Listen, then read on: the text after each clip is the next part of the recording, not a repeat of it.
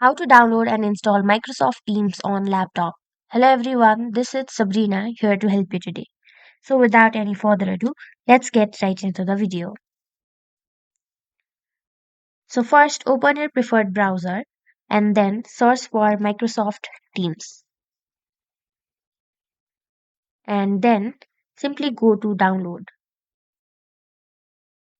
Then go to download Microsoft for Windows. Now the app or the desktop version of your Microsoft Teams will be downloaded as a file. Simply tap on it and then run this file. After running, install it into your device and you will be done. As you can see, my Microsoft Teams is already downloaded.